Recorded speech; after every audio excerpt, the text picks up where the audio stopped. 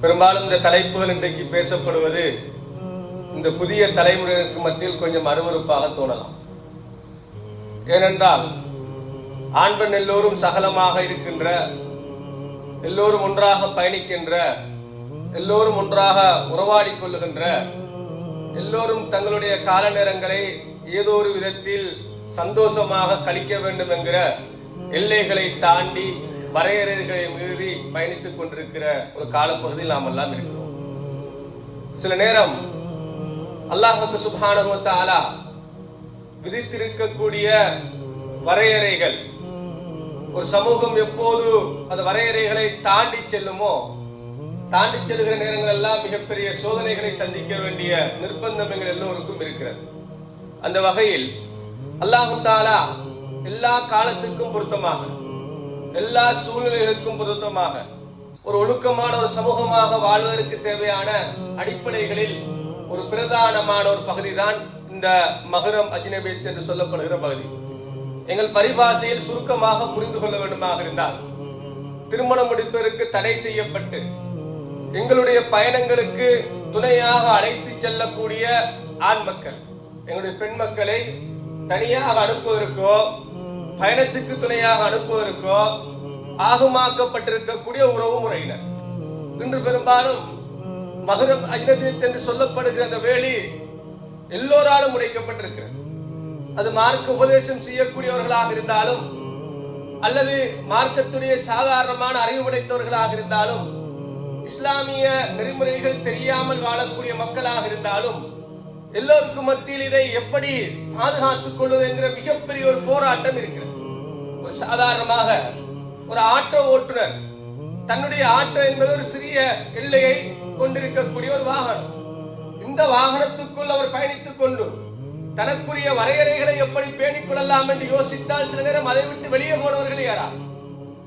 இப்படி ஒரு வாகனம் முதற்கொண்டு நாம் பயணிக்கக்கூடிய எல்லா இடங்களிலேயும் இந்த ஒரு வரையறை சார்ந்த ஒரு மிகப்பெரிய ஒரு பிரச்சனைகள் எல்லோருடைய வாழ்க்கையிலும் இருக்கு.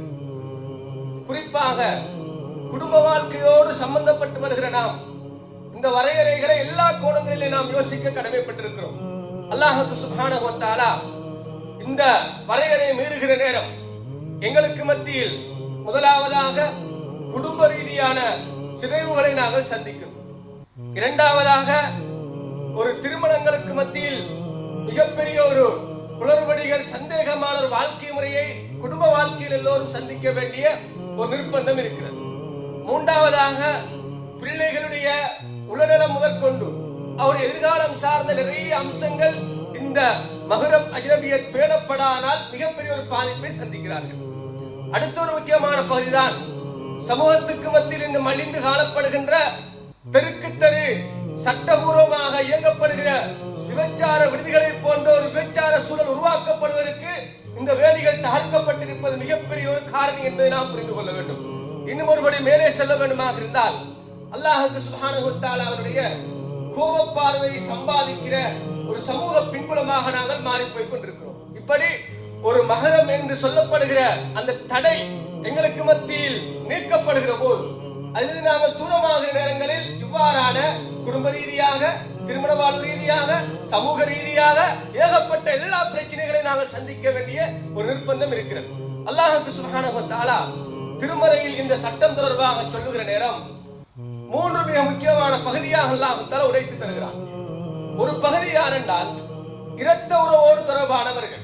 அல்லாஹ் தஆலா திருமறையில் சொல்லுகிற போது ஹுர்ரிமத் அலைக்கும் உம்மஹாத்துக்கும், அல்லாஹ் தஆலா எங்களுடைய தாய்மார்களை, எங்களுடைய பிள்ளைகளை, எங்களுடைய சாட்சிமார்களை, எங்களுடைய மாமிமார்களை, அதே நேரம் அல்லாஹ் சுப்ஹானஹு வ தஆலா எங்கள் பிள்ளைகளுடைய பிள்ளைகள் என்று இந்த இரத்த உறவோடு சம்பந்தப்பட்டு வருகிற ஒரு சாராரை அல்லாஹ் தஆலா உங்களுக்கு திருமணம் முடிப்பதற்கு ஹராம் என்று அல்லாஹ் தஆலா சொல்கிறான். இன்னொரு சாரார் இருக்கிறார்கள், பால்கொடி உறவின் ஊடாக சகோதரர்களாக மாறியவர்கள். ரதாஅத் என்று சொல்லப்படுகிற பால்கொடி உறவின் ஊடாக எங்களுடைய சகோதரர்களாக, உறவினர்களாக, வளர்ப்பு தாயாக மாறி இருக்கக்கூடியவர்கள். இவர்களை திருமணம் முடிக்க முடியாது. இன்னும் ஒரு மூன்றாவது சாரார் இருக்கிறார்கள், தற்காலிகமாக திருமணம் முடிக்க முடியாதவர்கள். ஒரு வீட்டில் ஒரே குடும்பத்தில் இரண்டு பெண் மக்களை ஏக காலத்தில் ஒருவர் திருமணம் முடித்து வாழ முடியாது. ஒன்று ஒருவரை விவாகரத்து செய்திருக்க வேண்டும், செய்ததற்கு பின்னால் அடுத்து இன்னும் ஒருவரை திருமணம் முடித்திருக்கலாம். அல்லது மரணித்து போனதற்கு பின்னால் திருமணம் முடிக்கலாம். ஒரே பீரியட்டில் ஒரே வீட்டுக்குள்ள என்ன செய்யலாது, ஒரே தாய்க்கு பிறந்த 2 பிள்ளைகளை திருமணம் முடிக்க முடியாது. இது தற்காலிகமான தடையாக இஸ்லாம் எங்களுக்கு சொல்லக்கூடிய ஒரு பகுதி. அதே நேரம் அல்லாஹ் சுப்ஹானஹு வ தஆலா இந்த தற்காலிக தடைகள் என்று வருகிற நேரத்தில் இன்னும் ஒருவரோடு வாழ்ந்து கொண்டிருக்கக்கூடிய மனைவியை குறிவைப்பது மிகப்பெரிய குற்றமாக இஸ்லாம் சொல்கிறது. இன்னைக்கு சர்வ சாதாரணமாக மாறி இருக்கிறது. இன்னொருவரோடு வாழ்ந்து கொண்டிருக்கிறார், குடும்பமாக வாழுகிறார்கள், பிள்ளை குட்டியாக வாழுகிறார்கள். நேரம் அவருடைய வாழ்க்கையில் இடையூறு செய்கின்ற, உள்ளே செல்லுகின்ற நிலைப்பாடுகள் இன்றைக்கு பரவலாக எல்லோருக்கும் மத்தியில் வருகிற அளவுக்கு ஒழுக்கம் சிதைவடைந்து யாரெல்லாம் வாழுகிறார்களோ அதை அவர்கள் பொருட்டாக கூட கண்டுகொள்கிறார்கள் என்கிற மிகப்பெரிய வேதனை இந்த இடத்தில் நாம் பதிவு செய்ய வேண்டிய தேவை இருக்கிறது. அடுத்த ஒரு முக்கியமான பகுதி தான் இதெல்லாம் மார்க்கம் எங்களுக்கு சொல்லுகிற மிக பிரதானமான பகுதிகள். இன்னொரு பகுதி இருக்கிறது என்னென்றால், குறிப்பாக ஒரு மனிதனுடைய வாழ்க்கையோடு சம்பந்தப்பட்டு வருகிற நேரங்களில் நிறைய தடைகள் இருக்கிறது. அல்லாஹ் தஆலா ஒரு இணை கற்பிக்கக்கூடிய ஒரு ஆள் அதிலிருந்து வெளியே வருகிற வரைக்கும் அவரை ஒரு முஸ்லிம் என்ன செய்ய முடியாது, திருமணம் முடிக்க முடியாது. தற்காலிக தடையாக இஸ்லாம் சொல்லுது. அவர் மார்க்கத்தை ஏற்றுக்கொள்கிறார், கலிமாவை சொல்லுகிறார், ஷஹாதாவை மொழிகிறார் என்றால் அவர் என்ன செய்வார், திருமண ஒழுங்குக்குள் வந்து சேர்ந்து விடுவார். இல்லை என்றால் அவர் என்ன, ஒரு குஃபர் என்கிற அடையாளத்தோடு இருந்து கொண்டிருப்பார். இன்னும் ஒரு சாரார் இருக்கிறார்கள், வலா முத்தஹிதான் அஹ்தான் என்று இஸ்லாம் சொல்கிறது. அதாவது ஒரு கள்ள தொடர்போடு வாழ்ந்து கொண்டிருக்கக்கூடிய ஆட்கள். இது தெளிவாக வயது வந்திருக்கக்கூடிய வாலிபர்களும் குடும்பத்தினுடைய ரகசியங்கள் வெளியே சென்று விடக்கூடாது யோசிக்கக்கூடிய பெற்றோர்களும் மிக கவனமாக இருக்கணும். எங்களுடைய பிள்ளை இன்னும் ஒருவர் ஊடாக ஒரு இல்லீகலான ஒரு அஃபேர்ஸில் இருந்து கொண்டிருக்கிறார், ஒரு பிள்ளையான நடத்தை தொடர்போடு இருக்கிறார், அதை எப்படியாவது கட் பண்ணி விட்டு என்ன செஞ்கிறோம், இன்னொருத்தர தலையில கட்டி விடலாமல் யோசிக்கிறோம். இது இஸ்லாம் தடையாக சொல்லக்கூடிய முக்கியமான அம்சம். அல்லது ஒரு லவ் அஃபேர்ஸோடு இருக்கக்கூடிய வாலிபர்கள் தங்களுக்கு கிழமைக்கு கிழமை லவசனை மாற்றிக் கொள்ளலாம் யோசிக்கக்கூடிய வாலிபர்கள், அல்லாஹ்வை பயந்து கொள்ளுங்கள். அவர்களும் தடை திருமணம் என்கிற இந்த பகுதியில் தடுக்கப்பட்டிருக்கக்கூடிய சாரார வருகிறார்கள். எல்லாம் சமூகத்தில் குற்றமாக பார்ப்பது கிடையாது.